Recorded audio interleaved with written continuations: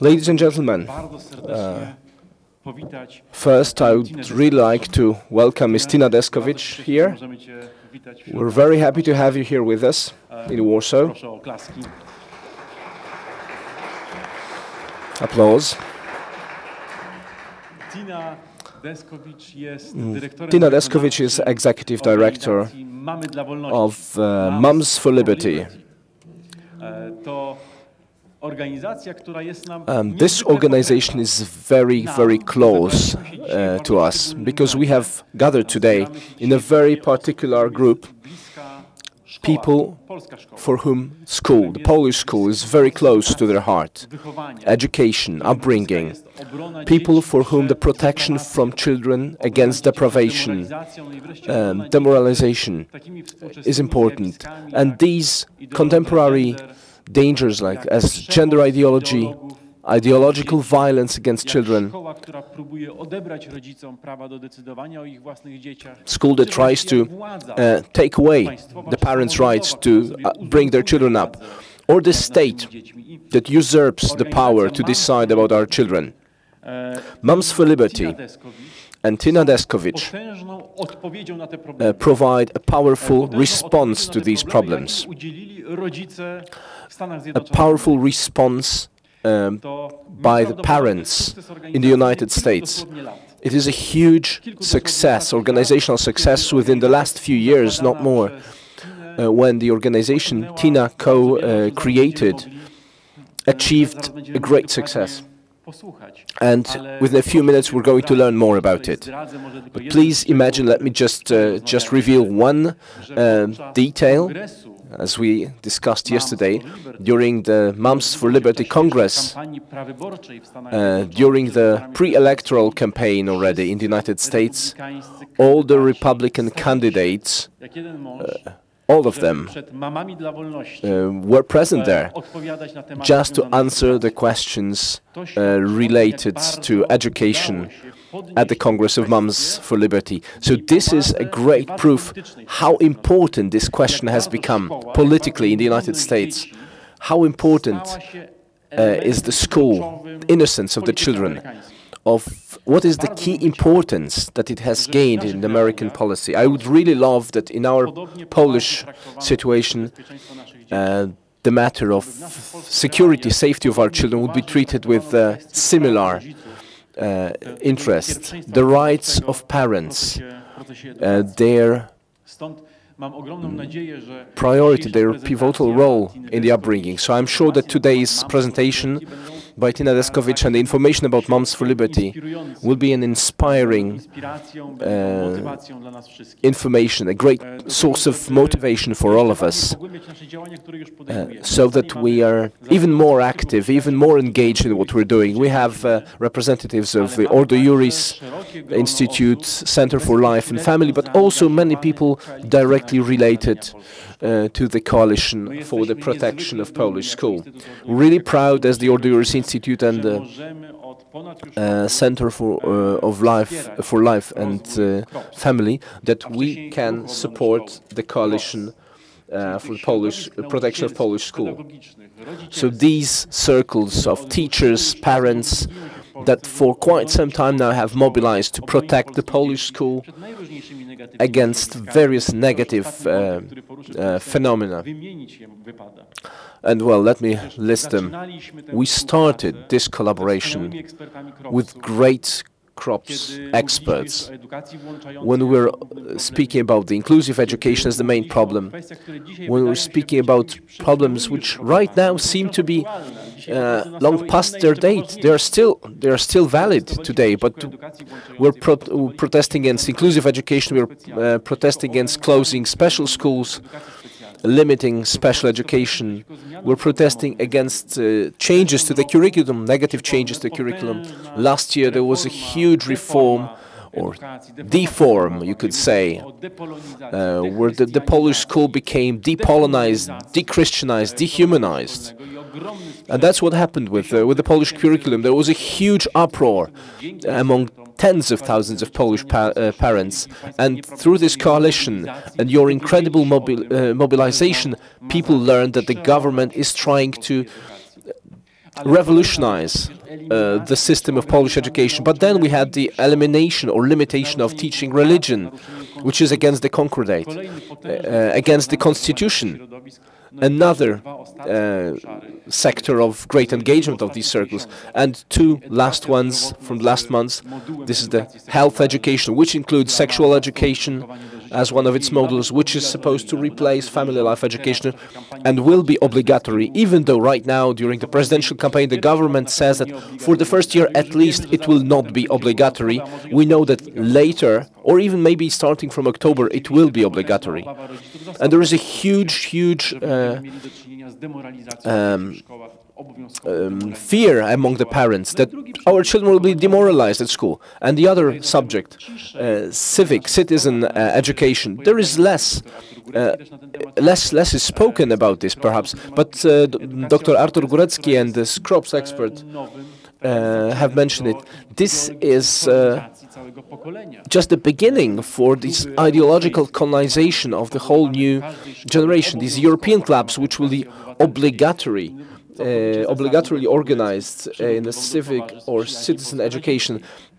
As Dr. Górecki said, they are almost the same as the Polish and Soviet friendship clubs in the past.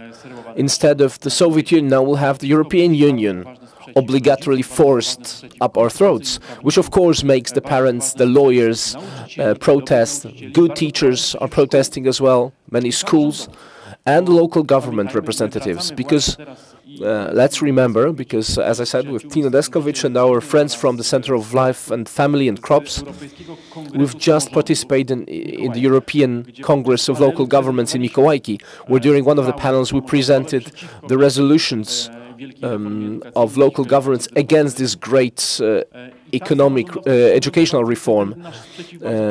And many representatives of local governments who are closer to the people than the central government understand much better than they don't want the children to be demoralized.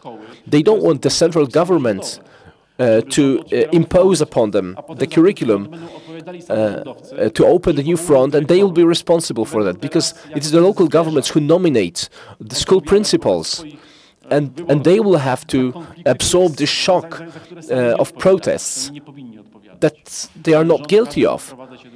But the central government forces them to introduce health education to demoralize children, and that's why local governments are protesting more and more. So let me invite you from the bottom of my heart to hear the story of success achieved by Moms of Liberty. It's a great story. I would like you to take notes, write down questions. There will be time for that. And right now, please help me welcome Ms. Tina Deskowicz.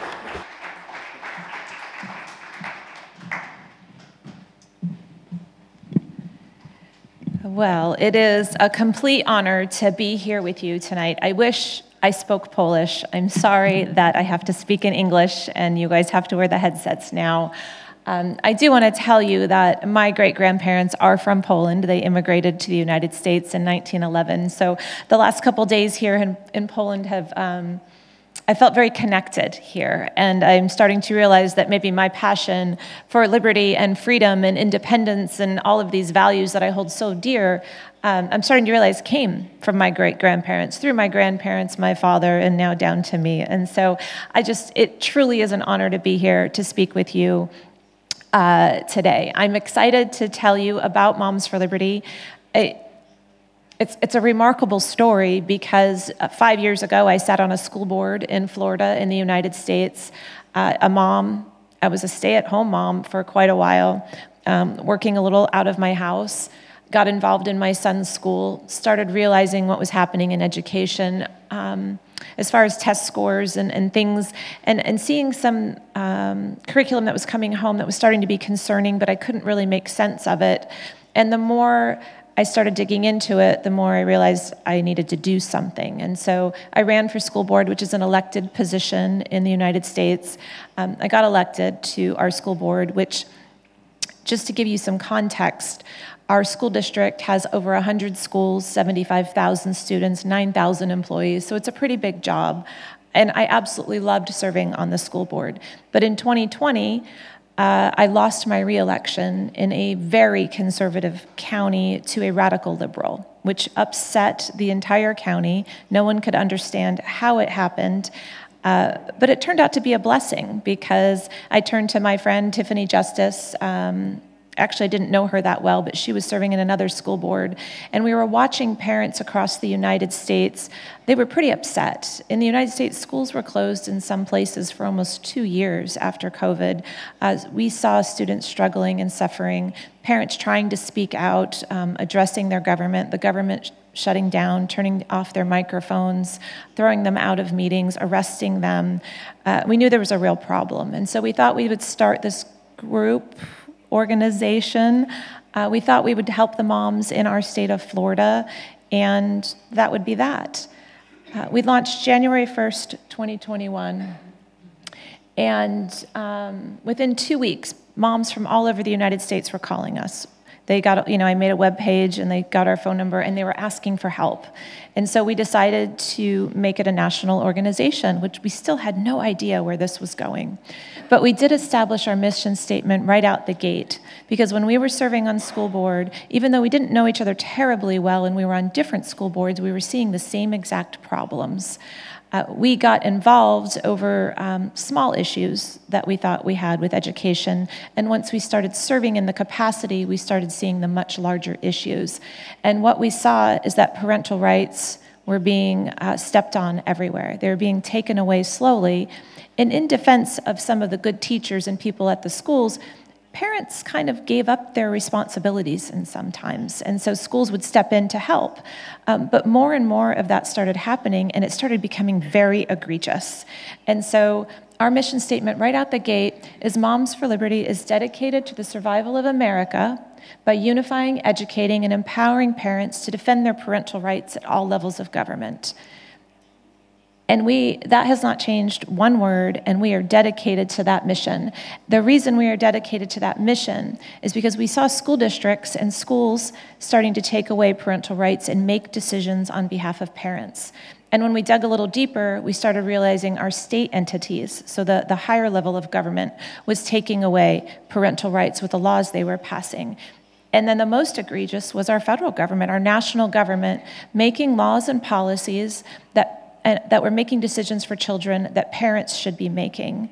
And if you look at that at the biggest level for you, for me, in any country, once the government starts making decisions on behalf of parents that parents should be making, they have now driven a wedge between you and your children. And when those decisions become bigger and bigger decisions, they have divided your family. They ultimately destroy your family. And once enough families are destroyed, your communities are destroyed. And once your communities are destroyed, your country is destroyed. It's not that far of a stretch to watch this happen. And so we knew above all else that that was our line in the sand. We were going to fight for parental rights because parents have the fundamental right given to you by your Creator, by God, that you get to direct the upbringing of your children, whether that be education, medical care, moral or religious upbringing. That is the parents' responsibilities, not the schools, not the teachers, not any government entity. So we are moms, but we also have dads and grandparents and aunts and uncles and cousins, but we're about 85% women. Our vision is that America is thriving in a culture of liberty, and what I'm learning by being here in Poland is that it's not just America. The Western civilization needs to thrive in a culture of liberty. The world needs to thrive in a culture of liberty. And we selected our values right out the gate. And one of the most important part of our values is the as joyful warriors part.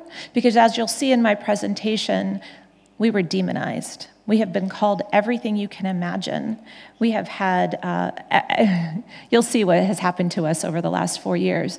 It was very important that everything we did when we were fighting like heck for our kids, that we did with a smile on our face, that we did it in a kind manner, that we did it in a joyful way, so that we could never actually be, they could never actually do to us the things that they said we were doing. So they said we were hateful, but how could you then show a picture of us speaking with a smile on our face, looking friendly, if we were hateful people? And so we wanted to make sure we were always joyful. And when you are working with hundreds of thousands of volunteers, it's It's a little challenging at times because we're very passionate about our issues, but we stand close to these values. We stand for truth. We are going to speak truth at all times. We build relationships. That is vital to have a successful movement, and we empower others. Also important when you're working with volunteers and people that are stepping up. The glory isn't for Tiffany and I, the founders. It's not for us to be front and center. It's for us to elevate all of these grassroots volunteers because they are in it for the mission. And they're not getting paid, they're not getting glory, they're getting a lot of grief, actually. And so we took every opportunity we had to elevate them and celebrate them. So I'm just gonna lay out the problem. We got a lot of problems. And I'm starting to realize from just listening to the opening, the problems are the same all around the world. You guys have the same exact problems that we have.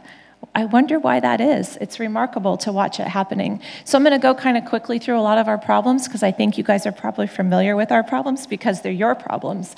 But in general, only a third of American fourth graders are reading on grade level in the United States of America. Schools were closed up to 2 years. We have radical, divisive, and sexualized, destabilizing curriculum being infused all across the country, in the most conservative areas and in the most liberal areas. Something that's different about education that I've learned in the last few days in Poland and the United States, there's no national curriculum in the United States. Curriculums are actually selected at the most local level. And we have 13,000 school districts in the United States. So states kind of do some general selections, but really each school district picks its own. And so it's a lot of work at the local level to make sure the crazy curriculum is not getting into the school district. And then ultimately, policies are being put in place, and not just policies. We've learned that some of these radical NGOs are coming in and circumventing policies, because policies have to go through an elected body, they have to be debated publicly. And so I learned when I was on the school board, some of the most radical ideas that were being infused into school districts were actually coming from the radical NGOs. They were delivering documents and guides and helpful tips and tools to the superintendents and the principals so that they would just casually start implementing some of the things that we would have fought against if it would have came before us publicly. But more of the problems, these are just some headlines. Baltimore, one of the major cities in the United States, not one student proficient in math in 2023, not a single student. That should be criminal. And the amount of money that we put into education in the United States, that an entire city, there isn't one student that can do math. Reading and math, reading is the lowest since the 1980s in the United States. Math is the lowest ever recorded in the United States. And then the most recent one that just came out, they just keep declining. It's not getting worse. We've been out of COVID for a couple years. We're not recovering. We just keep declining. Here's the heart of what's really going on, I believe, in the United States, here in Poland, and all around the world. We're in a cultural revolution. We're literally at war. And it's a war that's unlike anything we've ever seen in the United States. It's a war that I told you in one of the intro screens that we have to go to with a smile on our face. We have to go to war joyfully. We have to go to war out of love and caring for our kids. It's an unusual war, which is why we chose the name Moms for Liberty with our organization. We wanted to present the most joyful, soft, loving side of what we could in this war for our children. And so I believe that the test scores are down and all of the things are down and all of the things are going wrong because we're in this cultural revolution. There are people attacking the family. They're attacking the family structure. They're coming in for our children with these curriculums and these policies. And so my whole presentation is about how we've gone to war the last 4 years. And I think you'll be pleased with the success that we're having. The problem, I don't know if you guys have the genderbread person here. Anybody recognize this? You're very lucky.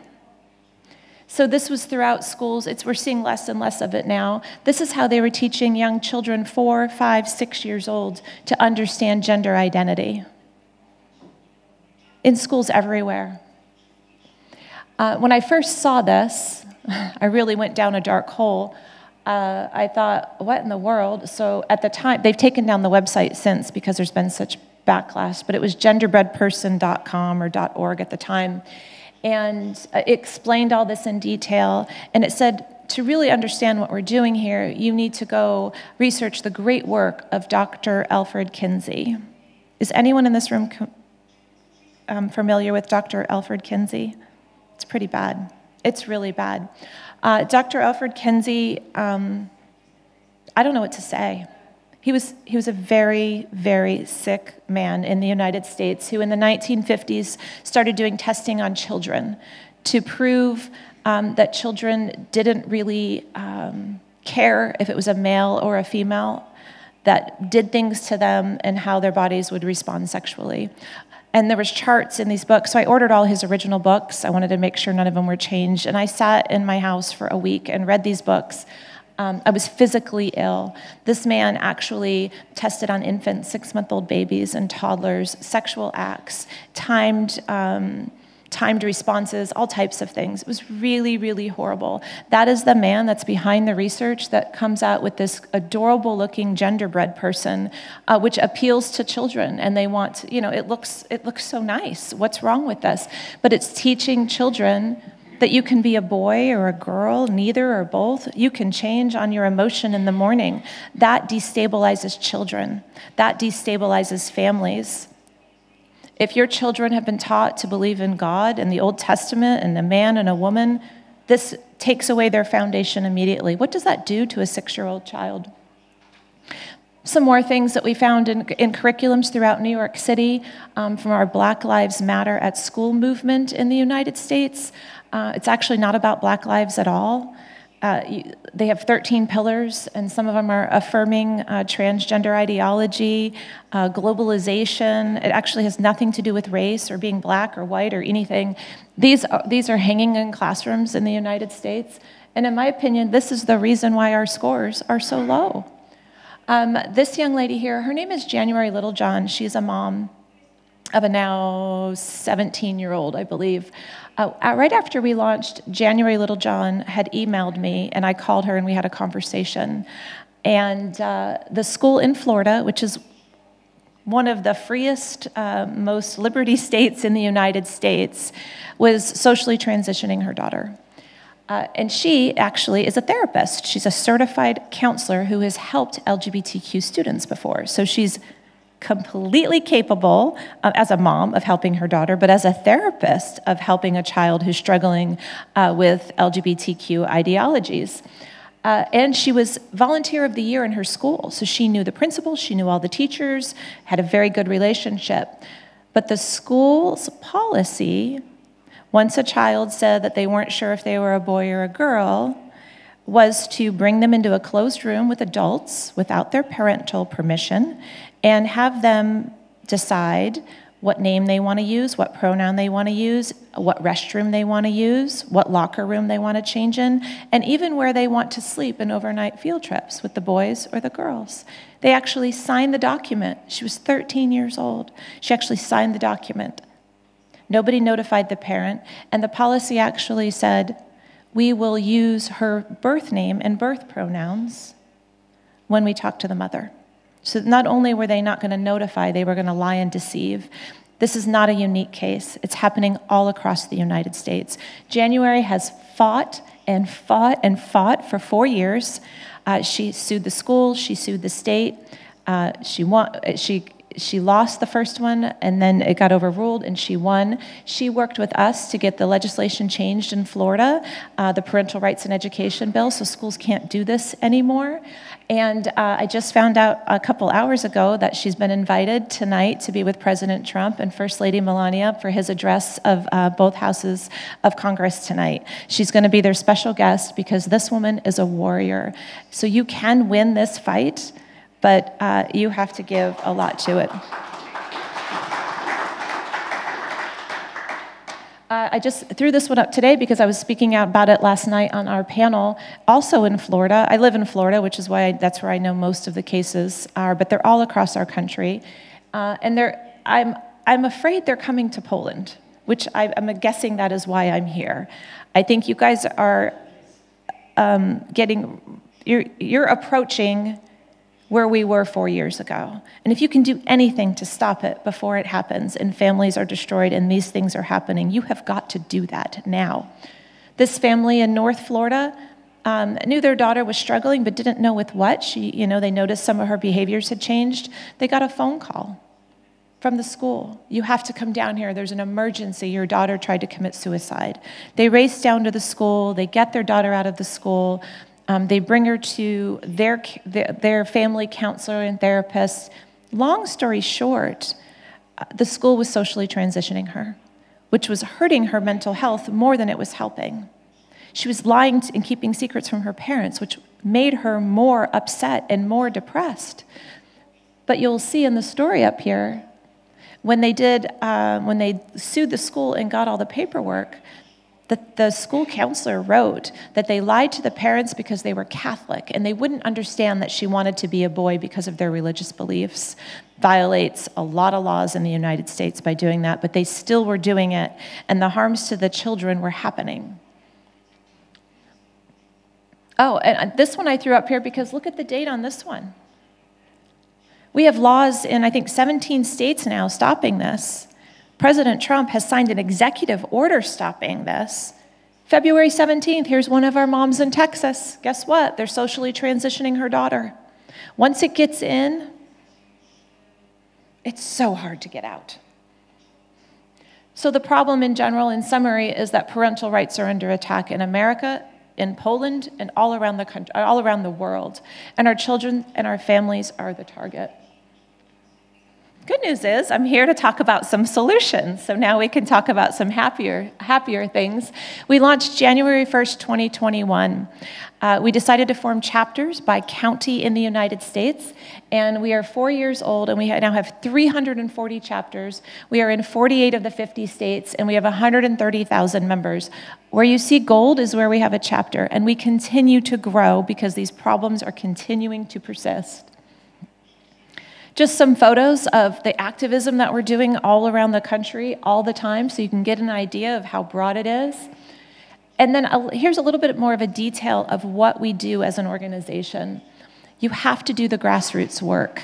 There's a lot of organizations in the United States that are located in Washington, D.C. at the Capitol, and I see you guys are all in Warsaw, so no, I'm not criticizing you that you're here in Warsaw, but you have to connect with people out in the rural areas. You have to connect with people all over the country because they're the ones opening the backpacks at home. They're the ones seeing the lessons. They're the ones talking to the teachers and the counselors and know the principal personally, maybe grew up with the principal. They're the ones that can make the change that needs to be made all across the country. And you work from the bottom up, and it works every time. When you try to work from the top down, it's so much harder. You have to like beat it down and keep trying and keep trying. But when you've got a grassroots movement of people that are concerned and bought in and care, it automatically rises to the top. And that's why our mission statement is all levels of government. We start at the bottom and it impacts all the way up. Some of the things that we do that are important and we're going to talk about is driving the narrative.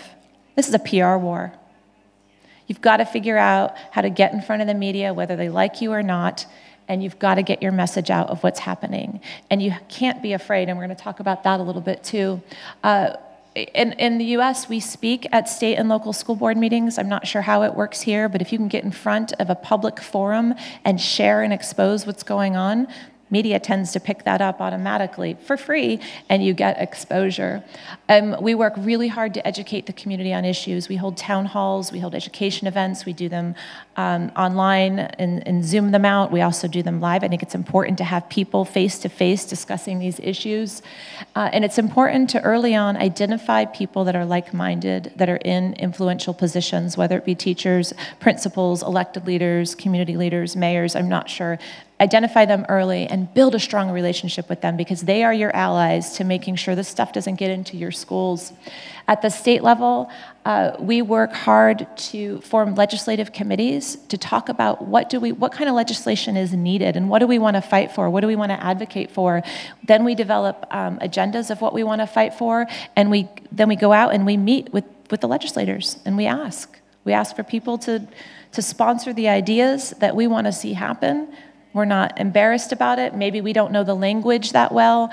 I don't mean a difference of languages, but the legal language. Maybe, we're not attorneys, we're just moms. But this is what we want to see happen, sir. Can you help us make this happen? And you ask for help. They want to help usually. That's why they ran for office. We work to support parental rights legislation. And again, we build relationships. So important. It's so vital to not go in angry and screaming and tearing people down. Find the common ground. Build those relationships so that you can get them to do the things you want them to do for you. And then this part here wasn't even what we intended to do, but we are heavily impacting elections now in the United States. We've been on every news media, liberal, conservative, anyone that reaches out and says, will you come on my show? Will you come on media? We say yes. And has that led to some bad stories? Has that led to them tearing us up and embarrassing us? Yes. Don't care. Got to have thick skin. It's our kids. And I'll tell you what, there's been some shows on CNN and on the show The Doctors. They were horribly abusive to me on the show. But people saw through that, and moms were emailing, and they said, I've watched The Doctors for 10 years. I will never watch them again. I want to know more about your organization. Because they saw how horrible they acted. And we just smiled and were gracious and said, we're just here to talk about our kids. We are winning the PR war. But you can't be a coward and win the PR war. You can't be a coward and win the media war. You have to take the hits, and you have to just keep going and stand on your principles. Solution is community education. We've held a vast amount. This is just a sample of some. We invite the media, the liberal media, all of them. Come in, listen. We have got nothing to hide.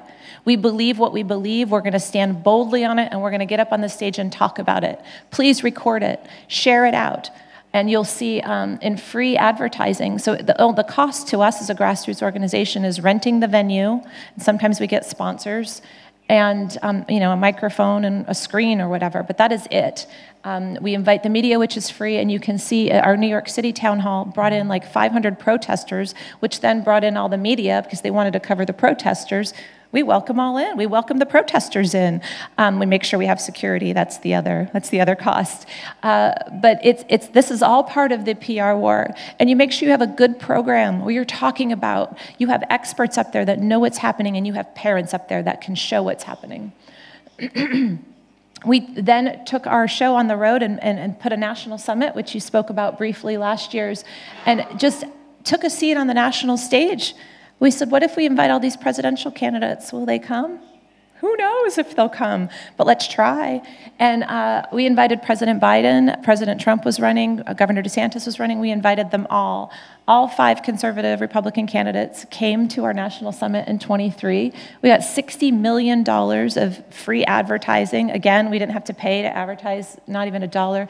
We were the ticker across Good Morning America, across the United States. We were trending on X/Twitter for over 24 hours. We had 130 media outlets there just looking, honestly, for dirt, trying to make us look bad.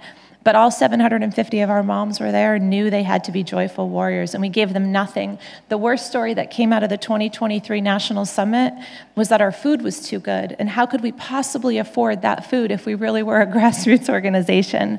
And so, it's a remarkable journey. President Trump came back this past year at our summit again, and we had $66 million of free advertising through the media because of that.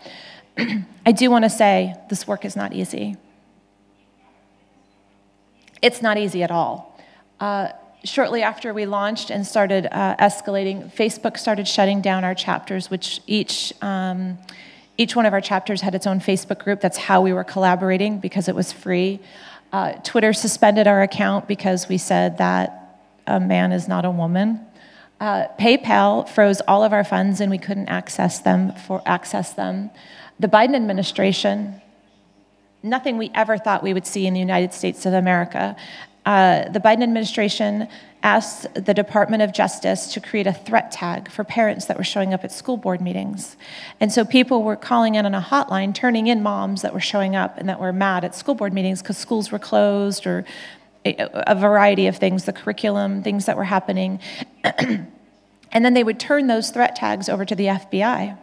The Federal Bureau of Investigation, the National Federal Bureau of Investigation, was calling a mom. She was making a peanut butter and jelly sandwich, and they called, "Did you speak at a school board meeting last night?" "Why, yes, sir, I did. I do that all the time. My kids go to school there." "Do you have any weapons in your home?" Well, sir, that's none of your business. Do you have any mental health problems? Well, sir, that's none of your business. Thank you for your time. Don't tell anyone we called. In the United States of America, in 2022, this was happening. We could not believe it. It was shocking. And then when that didn't slow us down or stop us, and we just kept going, and we kept telling the media about it when they would cover it, they then partnered with these NGOs. The Southern Poverty Law Center in the United States is the worst radical NGO that we have. They visited the Biden White House 6 times leading up to the Southern Poverty Law Center, declaring Moms for Liberty an anti-government extremist group, which gets us kicked out of facilities sometimes when we try to rent them now. They're like, oh, you're an anti-government extremist group. You're labeled this. We can't do business with you. We can't do this. We can't do that. And so the Biden administration was 100% trying to destroy us. That same, all within a 3-month period, we were cyber attacked. And according to our cyber security team that we now have, somebody invested tens of millions of dollars globally to take down our website and access our membership data. We're just a bunch of moms. I built our website on a free website server. It was remarkable, the attacks we were under, and it was because we were so successful. And none of this slowed us down. We get death threats. We have our own FBI agent, which is kind of ironic because they were investigating us, but we have our own FBI agent that we report our threats to that get investigated. We have the Satanic Temple after us all the time. They send me cards and letters. They cast spells on me and hexes on me. It's very unnerving at times. Our kids have been threatened. Our lives have been threatened. We don't stop. We don't care. It does not stop us because we know what we're doing is important and we know what we're doing is right. And then the endless media attacks. I mean, we went on 60 Minutes. I don't know if you guys are familiar with that here. It's a national program that's everybody thinks is, remarkable and well done. They interviewed us for 2 hours for a 20-minute segment and drilled us, and then cut and hacked and chopped to make us look dumb. But it backfired on them because people saw through it and emailed us, and our organization grew again.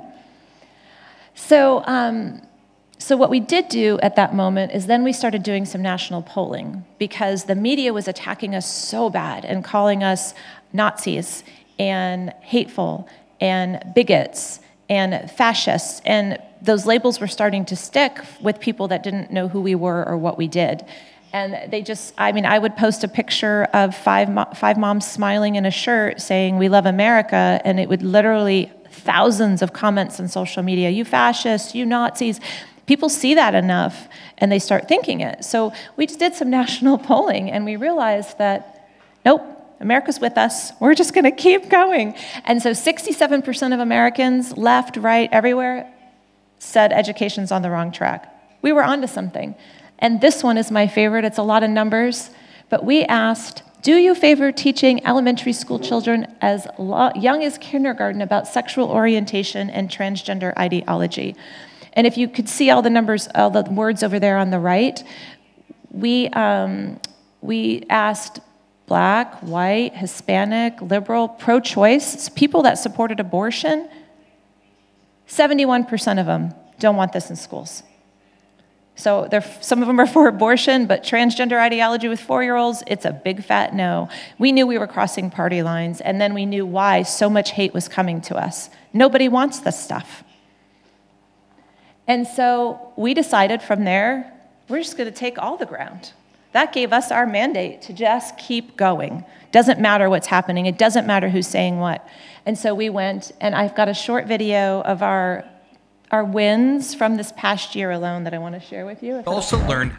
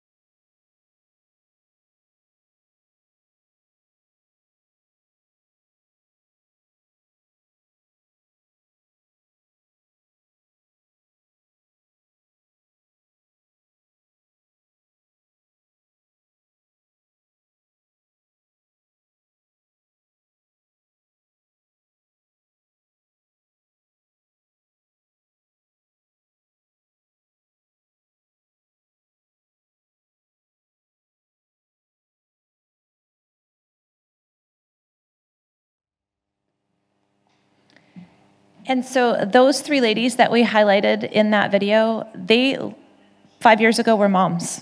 I think all three of them were stay-at-home moms. They decided they were frustrated with what was going on. They decided to start a chapter in their community. They became community leaders and heavily involved. And each one of them didn't just run for school board, where we usually do all of our work. They decided they wanted to run for state legislation. And actually 6 of them ended up winning this year. 1 won their state Senate seat. And so Moms for Liberty is now building this bench of ordinary moms that weren't necessarily politically active, that are sound in principles and values that we all agree on, and they're now being elevated to higher offices. And it's going to be amazing to see where they all end up. This is just a sample of some of the bills that we have gotten signed into law in the last 2.5 years. 55 bills in 14 states overall. There's not 55 on here because a lot of them are similar across states that we work to get passed. We are protecting parental rights, we're protecting students, we're improving education in every corner of America. And these moms are just volunteers that are out here doing it. It is remarkable what they're doing. Elections, I know, again, this isn't really your thing, but we have run 450 school board seats in the last 3 years, and the 7 chapter chairs that won the State House and 1 that won the State Senate. So we just keep doing that. Every year we endorse more school board candidates, and the idea is to take back education all across our country. Legal wins, we're winning First Amendment cases. We don't have the funds for this. I mean, if you guys are organizations, you probably all struggle with funding. We don't have an attorney. We don't have the legal means to sue the Biden administration like we did. We work with nonprofit law firms that take on our cases because they believe in us and they believe in these cases. And we've won First Amendment rights, which means free speech rights, all across the country, cases. And the most remarkable one was the lawsuit against the Department of Education. And the judge, this is not even what we thought the judge would rule, but the judge ruled that if you were a member of Moms for Liberty, that the entire school your child attended didn't have to comply with the Biden Title IX rewrite. And what that was, the Title IX rewrite in America, was allowing boys into girls' locker rooms and bathrooms, allowing boys on girls' sports, and so on and so forth. And so it's actually still in effect, even though President Trump has now signed an executive order. If your kid went to a school where you had a parent that was a member, your school didn't have to implement those policies. That was a huge win for us. And then we talked in the, that screen doesn't look that great. That's not how it's supposed to look. But we talked in the video briefly about our getting involved in elections, and I'm not going to dive into that too much, but my goodness, the numbers are even gone.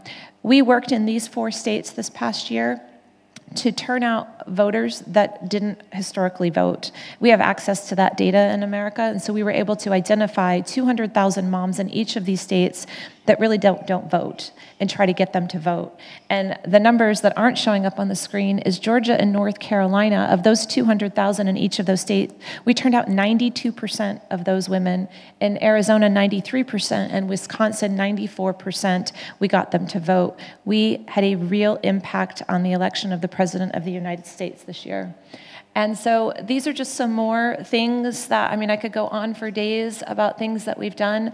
We've attended 4,800 school board meetings this past year, 3,000 education events we hosted, all by volunteers across the country. We donate good children's books to schools because we're working hard to get the pornography out of schools. Pocket U.S. constitutions we donate. And I think that it concludes my presentation, and I think now we're going to take some questions.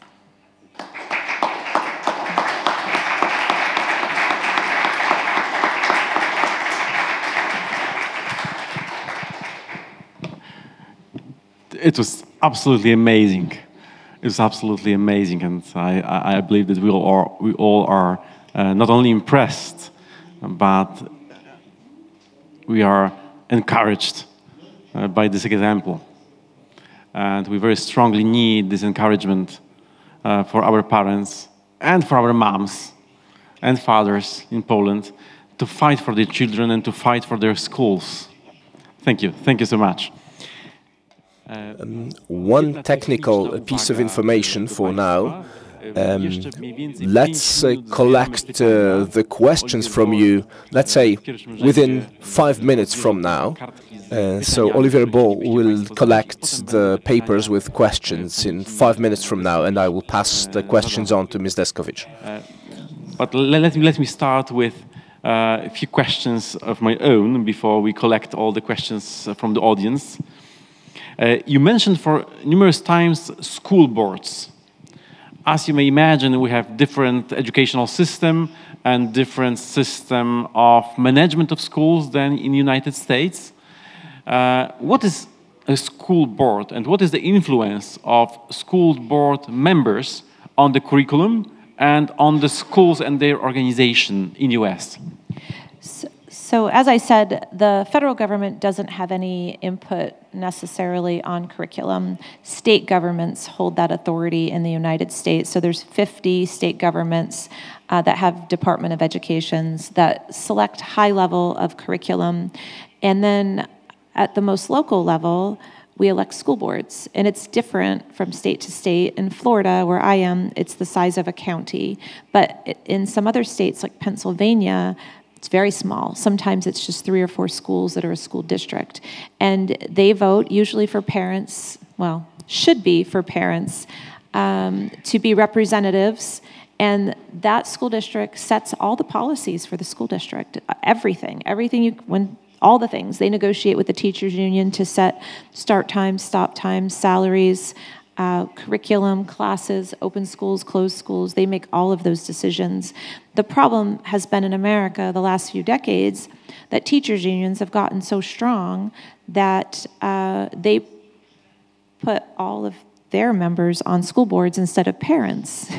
And that actually has, I think, led to a lot of our problems.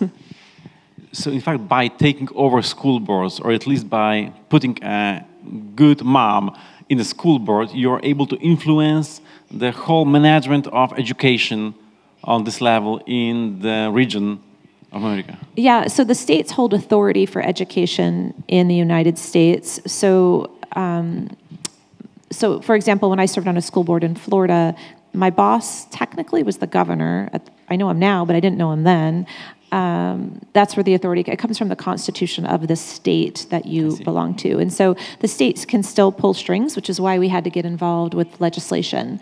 They pull a lot of financial strings and can put the hammer down if they feel like you're doing something wrong. But you do have a lot of autonomy to get things done at the most local level. I have to say that we may consider following the same example of self-governing schools in Poland as you are doing that in America. You also mentioned non-governmental organizations and their involvement in schools and deprivation of children. We are experiencing just the same, even under the conservative government since 2015 till 2023. A lot of leftist NGOs and ideological NGOs were infiltrating schools in Poland, and one of our jobs was to oppose them, to empower parents how to oppose establishment of influence of NGOs over the schools. What is your experience when it comes to NGOs? Are they welcomed still by the schools themselves, or what is the power of NGO? How come it's possible that they are allowed to get into the schools, and what is the program they bring with themselves? So yeah, they're very bad. Can I just start there? They're very, very bad. I'll give you an example because I think if I share a story, it helps show exactly how bad they are. In Florida, there's an NGO called Equality Florida. They are an LGBTQ activist organization. And school districts actually pay them, and school districts' money is tax money, so it's my money, that goes to the school district that then paid Equality Florida to come in and train all the teachers, all the staff, all the principals, and tell them basically that if you don't affirm a child that is confused about their gender, that they'll kill themselves. And that's the gist of the training. And so now this nonprofit organization that has taken taxpayer money has now convinced my entire school district that you have to affirm children, and you better not tell parents because parents might not agree, and you can't put it out public in the policy because there's too many people that hate the LGBTQ community. We have to just do this quietly to really protect the kids. And they play on the soft heart of educators, of people that care about kids. And they did it with your tax money, and they circumvented parents, and they destroyed your family, and it is just absurd that we are allowing this to happen. That is one NGO. There's hundreds of billions of dollars in the United States that are being spent on these NGOs, which it's like inviting the fox into the hen house. I can't say that I'm surprised. We are experiencing just the same in Warsaw and across Poland with our municipalities and the mayor of Warsaw, Rafał Trzaskowski, or members or the government paying the NGOs to teach our teachers how to deprive our children. So probably the same happening all over the West. And you also mentioned one of the spheres of activity of Moms for Liberty, trainings for parents. What are you trying to, what kind of abilities, of skills are you trying to give to the parents and to the moms that are being involved in your movement? Yeah, we do a lot. So at our national summit, and then actually I'm leaving here and going straight to Texas because we are bringing in all of our chapter leaders again to do 3 days of training. The skills that they need are how to do media interviews, because the media, at least in the US, is sneaky, and they are trying to mess you up and get you to say things you didn't mean to say, and they can twist your words, and you have to learn how to really maintain your message. And so we do a lot of media training with them. We train them how to help campaign for good quality candidates they want to get behind so they can support them. We train them how things function in school districts because they don't necessarily know.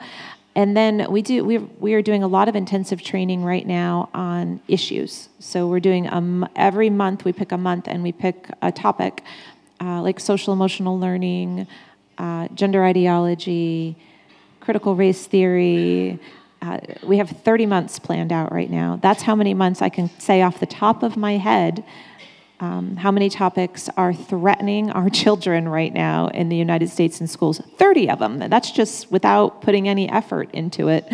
And I don't know what's going to be around in 30 months, but parents need to understand all of these issues because they're all interconnected, and it's all the same type of people that are trying to infuse them into our schools. That is great that you are not only giving some practical skills, practical knowledge, but also some general information on the, let's say, even philosophical background of the war, of the civilizational war that is behind what's happening. It's hard because some of it is so complex, and I was saying before, the words are big, and they're not philosophers. It's a mom that has 20 minutes, and so we try to break it down into videos and bite-sized pieces so they can understand what's going on and consume it, and they don't have to read a 28-page white paper that some think tank put together because they're not going to do that. Great. We will collect all the questions now. You also mentioned cyber attack on your servers. What was the reason? Did they want to acquire all the data of the members of Moms for Liberty to somehow attack them on the local level? Yeah, so it was the biggest cyber attack. I don't know if there's IT people in here, but there's an organization, a global organization called Anonymous. They put out all these black videos with white face masks, and they say scary things.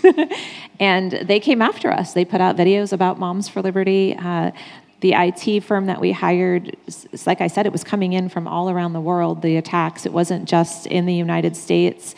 And they were we had 2 separate servers. They were trying to attack our server where our data and our membership records were, and they were just trying to take down our website, because that's how we communicate and get information. They're trying to gunk up the wheels so that it slows us down, which it did. I had to go find a cybersecurity team. I had to find money to pay the cybersecurity team. I had to do all those things. But as far as our membership list, yes. And I will tell you, there's about 7 or 8 organizations in the United States that have started since we launched with the sole mission of destroying us. There's actually one called Stop Moms for Liberty, and their logo is a big stop sign with Moms for Liberty with an X through it. And it sounds harmless, but they started going into our Facebook groups from the outside and taking down the names of the people in their communities that were in our Facebook groups, maybe not even members, but just lurking in our Facebook groups. And then one of their people actually sent us a link. They were keeping them all in Google Docs, and they were tracking who their spouses were, who their kids were, where their kids went to school, where their spouses went to school. We had to get an attorney for that and put an end to that. They started calling, trying to get people their jobs taken. I mean, this work is not for the faint of heart. They want to win. They are bad people, and they are not going to stop at anything. We've had moms lose their jobs. We've had moms lose their real estate licenses, not over things they've done, but just over this doxing, we call it. That's a threat to just list family members by some of the organizations. I will read those questions in Polish, asking for translation, our interpreters.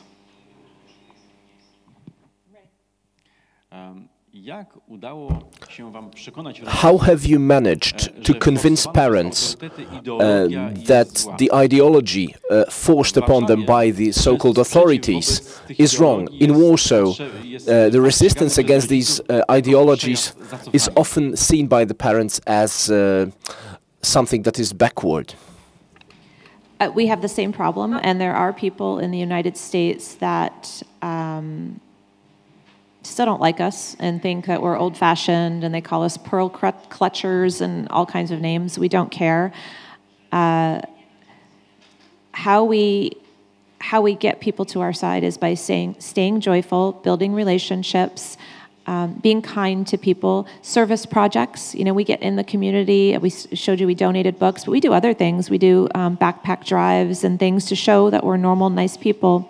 And then we don't try to train people on the depths of the ideology, because they think you're a conspiracy theorist, or they just can't grasp it at that level.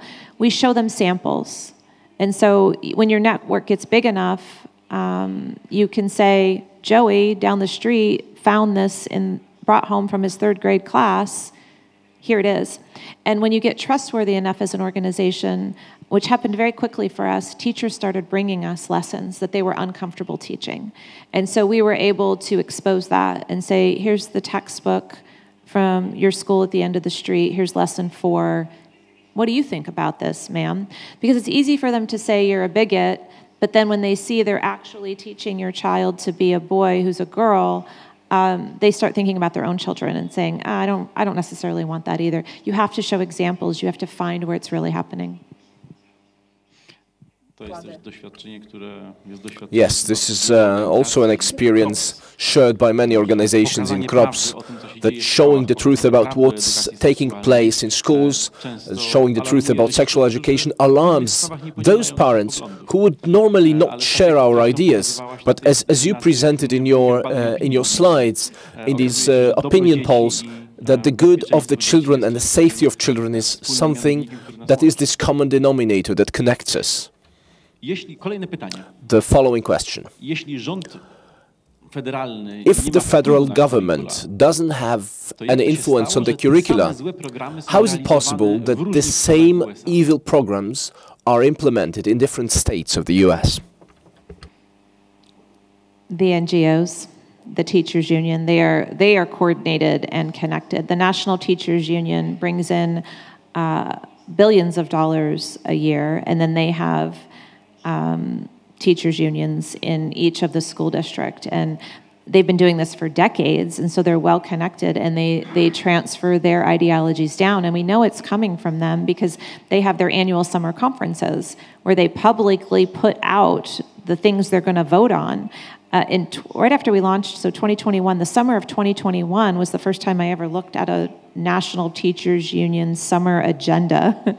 They were voting on policy in Israel, a teachers union. Teachers union is there to get better salaries and better working conditions. They were voting on foreign policy. They were voting on abortion rights. what the heck does that have to do with teaching fourth graders how to read? They had about 20 items that they were debating and voting on, and not one of them had to do with how to teach a child to read when we had the lowest reading score since the 1980s. And so they're very well organized, they're very well funded. 99% of their donations go to the Democrat Party in the United States. They're all very connected. The head of the teachers union was at the White House, was very good friends with Dr. Jill Biden, the First Lady. And so Moms for Liberty is the response to that. And I knew we had to be really well organized, which is why I sat down and thought through that we need to have a structure, we need to have a reporting structure, we need to have actual legal chapters, we need to be everywhere the teachers unions are, and they are in each school district, and so we needed to be in each school district.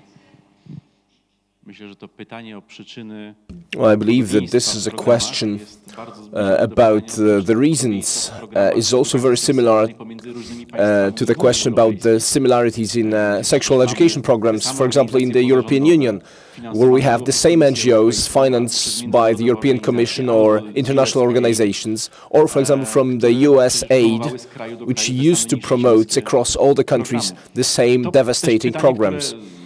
And this is a question asked by one of the participants, one of our guests, who financed those NGOs that introduce such LGBT or gender ideology programs at schools? I wish I had a direct answer for you, but when you look at it, it's like a web of money coming from everywhere, and I honestly don't have the answer for that. If I had to pick a boogeyman, I'd say George Soros is probably behind a lot of them, and ultimately most of those webs lead back to him, but I don't know that for sure. I would just be throwing that out in the... Yes, I believe this is something we're all very interested about. We often speak about George Soros. And recently we heard from the leftist organizations themselves that they have been left without money because of Donald Trump. Since USAID was closed down, one of prominent leftist NGO representatives in Poland said that many of their organizations lost 30, others 50% of their budget, and there were some who lost all of their budgets. The next question. Do you also deal with the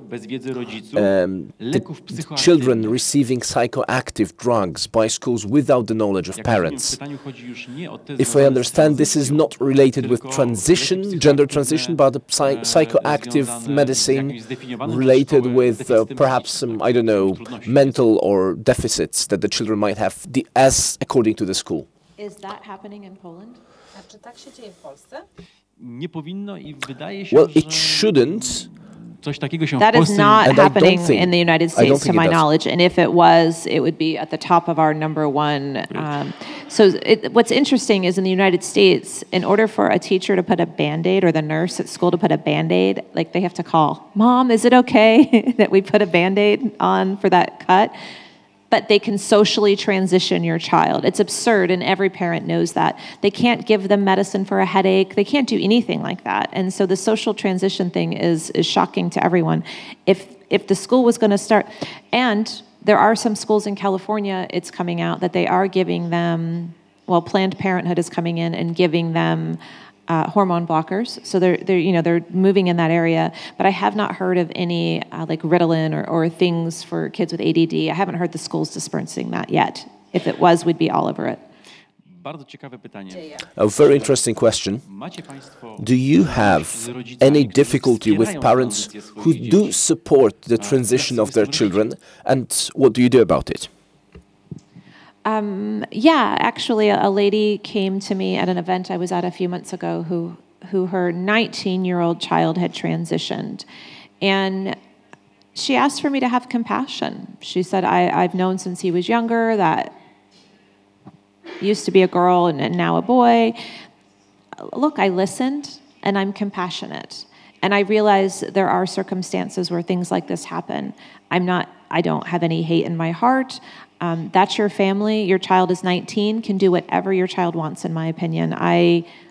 I think that, that's between you, your child, God, however you want to work that out. I don't know. I'm not living that mother or that child's life. And her and I left, we hugged because I said, I don't I don't have any ill will towards you or your child or your family. But it's not okay to tell a 4-year-old that they can be a boy or a girl, neither or both. I mean, it's just not okay. I'm never going to get there, and I'm going to fight like heck to make sure that doesn't happen in American schools anymore.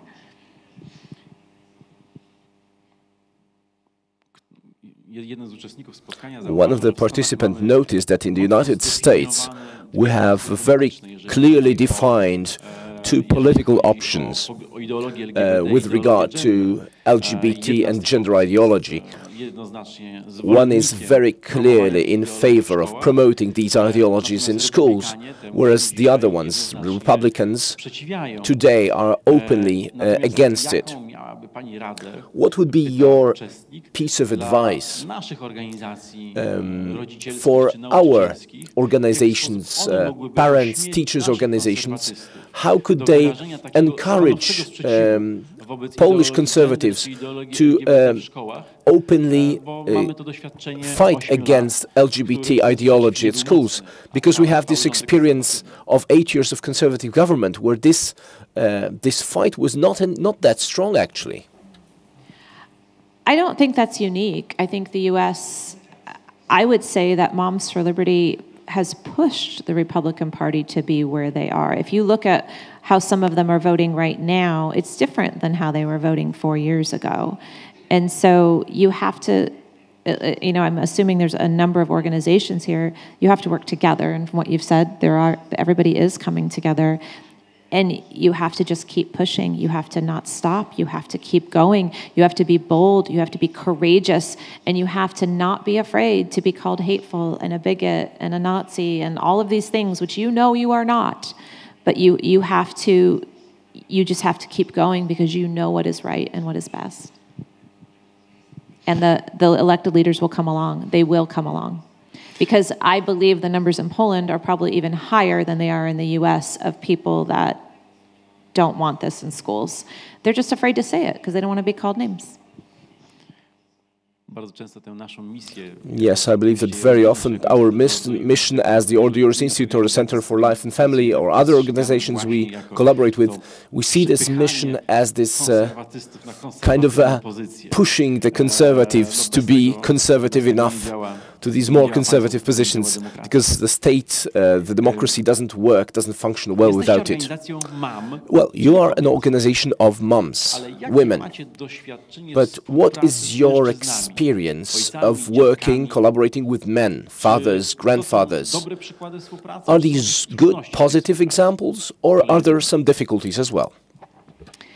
I think, at least in the United States, I'm not sure how it is here in Poland right now, men they've been sidelined. White males in the United States have been demonized and pushed aside for quite some time.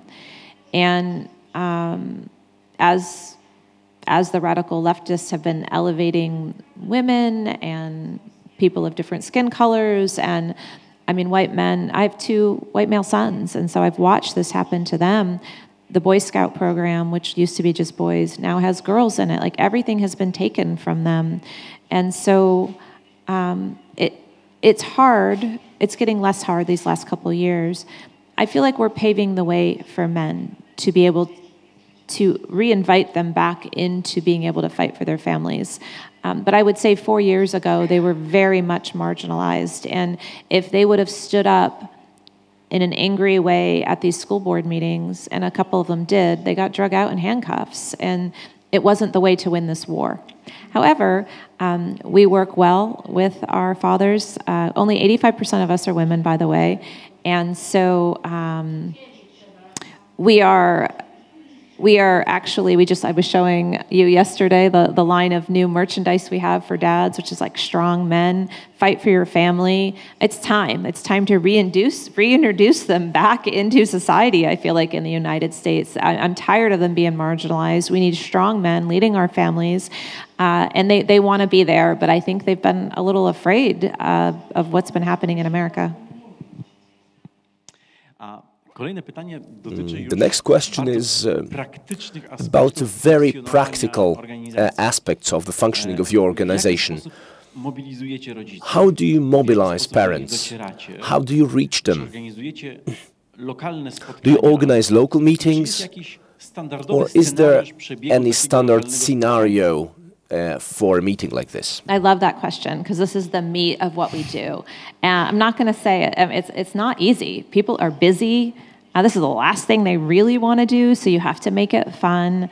We're women, and so we do women things sometimes, but they are required when they start a chapter to hold at least one meeting a month, an in-person meeting with their members.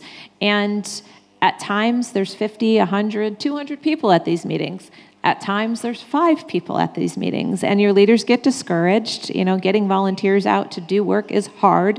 But I tell them, if you've got a core 5 people that can show up consistently, when things hit the fan, when you guys are looking into what's happening with curriculum or a law, or you need to hold a rally, you keep in touch with the 200 that are following you closely but are too busy or don't care today, because when you pull that lever and you need them, they come back around. And so they meet monthly. We have some suggestions and ideas of things they should do at chapter meetings. We are structured. We are very structured. We open our meetings with an invocation. We created this thing called a Madison Minute after James Madison, who's the father of the U.S. Constitution, and we share a quote that's rooted in America's founding. Because just like I feel like it's happening here in Poland too, a lot of this curriculum is anti-American. It's anti-Western civilization. It's trying to tear down our history and change our history. And so part of what our organization does is we do these Madison Minutes to root our meeting in, we root it in God, and then we root our meeting in our history of our country. And then we discuss issues that are happening at our local schools and what the problems are. And then we teach them how to create plans. We teach them how to look at the budgets. Government budgeting is a disaster usually, and they hide. Because I've served on school board, I know where they hide things and how they try to push things through, and so we do trainings to tell them where to look and where to find it. And you know, once they find things and they share it with those 200 people that are on their mail list, there's always another group that interests this group, or everybody has something that interests them. It's communication, and the expectation that not every meeting's going to have 200 people and people on fire about everything. Just steady. You got to steady and committed to keep doing it. Well, another, no less important question is, where do you take the money for all that? It's a great question. So we started with, I took $500 out of my bank account with my husband, and I had a 10-year-old computer that didn't even work that well, and I made the logo, and I designed the website, and I had never designed a website. I had to watch a YouTube video on how to make a website. I mean, we are grassroots. And I bought some T-shirts, and I sold them for double what I paid. And by the end of the year, and put them up on the website, by the end of the year, we had made $150,000 in T-shirt sales. And so that got us our start. And we put a donate button on our website, and all of that media, those millions and millions and millions of dollars of free media we get for going on the news all the time, people go to our website and they see the donate button. And so for the first year and a half, 2 years, that's all we had. Nobody was paid. We all were working 50, 60, 70 hours a week for free. By the second year, we took small stipends because my husband was getting frustrated that I was working 70 hours a week with no income. But then that started getting the attention of bigger donors. And so now we have some larger donors, and we actually hired a fundraising person that goes out and raises money. But we started with nothing, absolutely nothing. Well, I must say that this is the most beautiful model where everything starts bottom up, that the people who support this great goal, great objective are gathered, and this is really, it's a proof it's really necessary. And the question from the Polish Forum of Parents: could you describe an example of a sexual education lesson in American schools? We heard one example, but perhaps you could give another example. Could you give one? How graphic can I be here? Because there's some...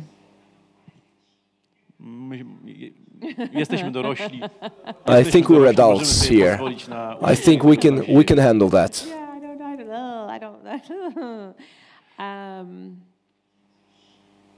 Let's just talk at the high level about the sex education standards. And the reason that they're knocking at your door is because they are coming from UNESCO, they're coming from WHO, they're ultimately coming from the International Planned Parenthood Federation, which you can thank the United States for that organization.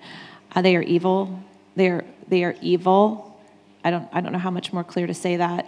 And they have set out standards, basically, that they want around the globe. I met a guy from a remote village in Africa last year who said, we were talking about, he had some of the same exact standards that they're trying to push into the United States, and I'm assuming they're the same ones now, the knocking on the Polish door. They're everywhere because they're global organizations that are pushing them in, and they're well-funded. So some of the things at the high level in general is the gender ideology is weaved through the whole thing.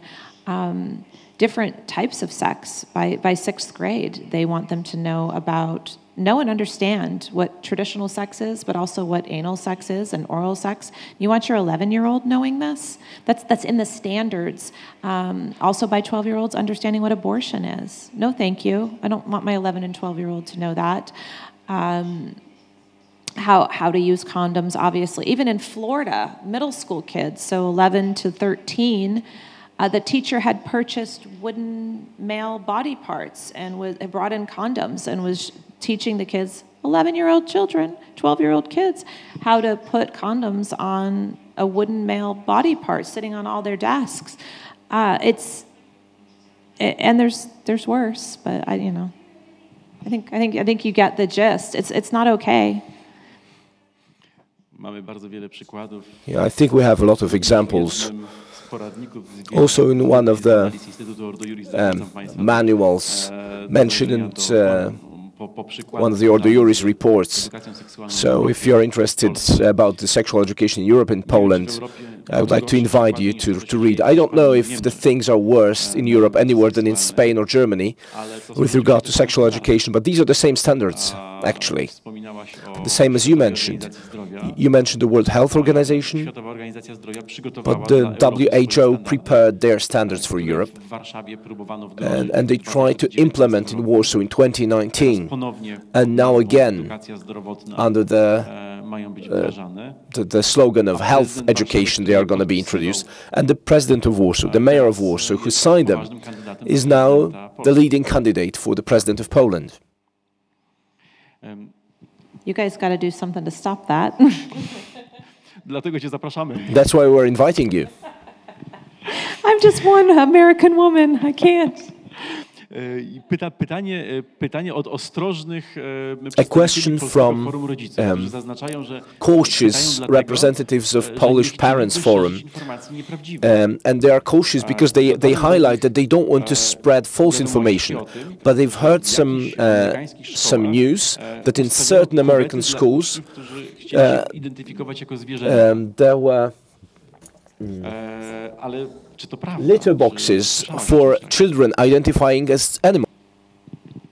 Yeah, it doesn't, I have not been able to prove that as fact. So yeah, the one thing that's important as a grassroots organization is to be credible. If you start spreading false information, you lose your credibility right away. And so that story keeps coming up in the US. People keep saying it in various locations.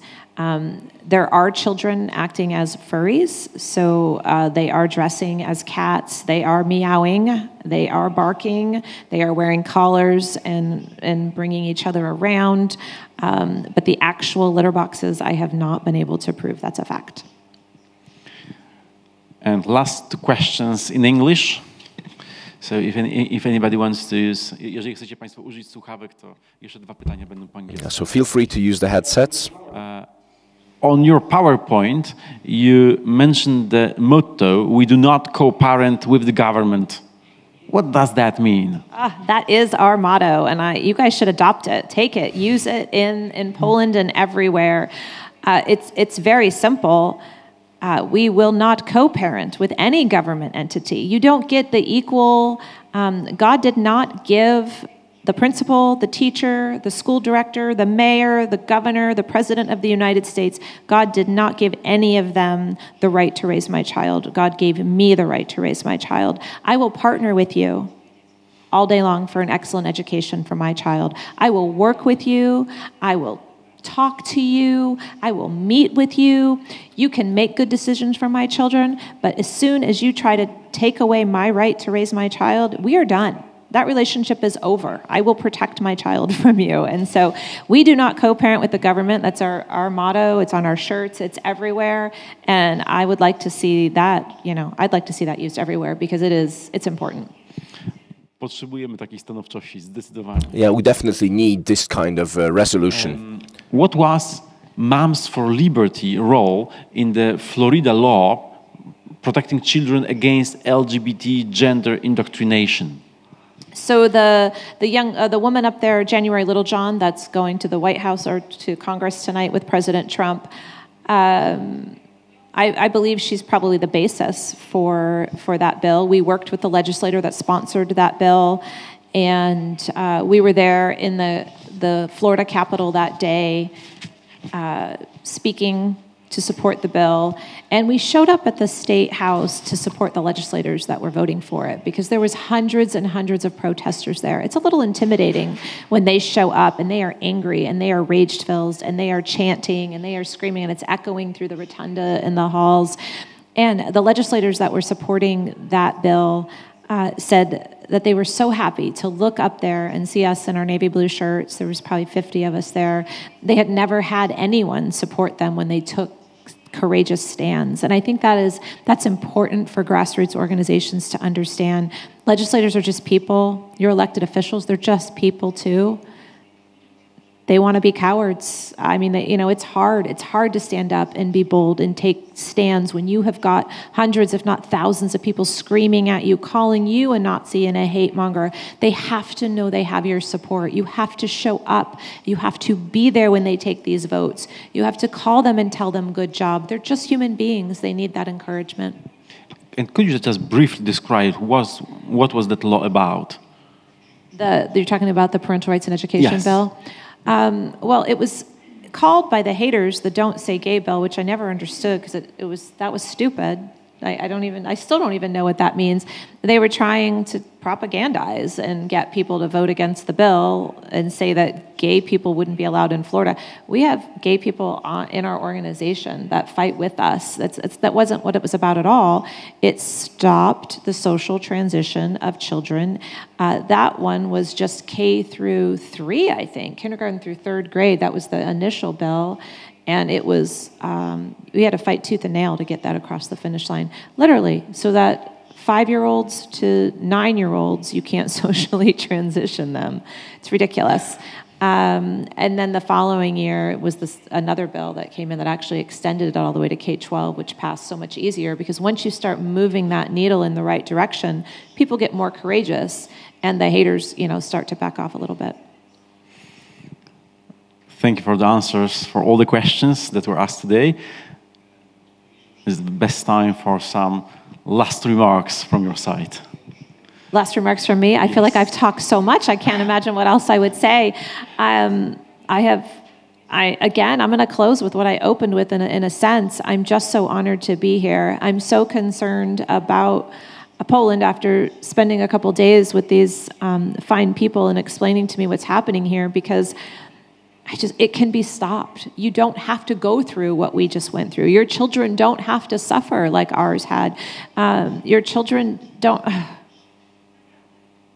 We have so many young ladies right now that are detransitioners, that are 19, 20, 25 years old, and their parents literally transitioned them, not just socially, but listen to the doctors that got in on this and said, if you don't cut the breasts off your daughter and give her and stop her puberty and stop her hormones, she's going to end up committing suicide. And parents, they're loving parents. Okay, we'll do this.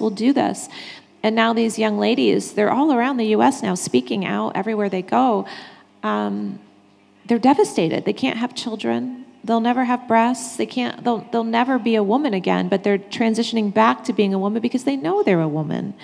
And their parents are devastated that they did this to them, but they were doing it, they thought, out of love. What a disaster.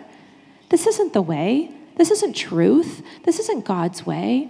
You guys need to stop it before it gets here. And I'll close with that. Thank you so much. Drodzy Państwo, bardzo... Now, ladies and gentlemen, thank you for your time, the time you devoted to us, the questions you asked.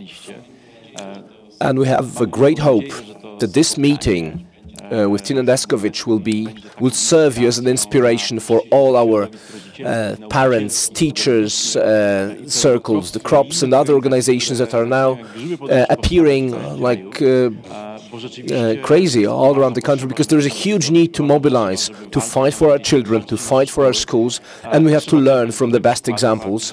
And we can see that these best examples appear where this harm appeared earlier, where children were hurt mentally, physically, before it came to us. So we still have time. So this terrible warning from the other side of the ocean has to reach us so that we can react on time before these things go rampant in Poland. Tina, thank you so much for being with us. Thank you very much for your words.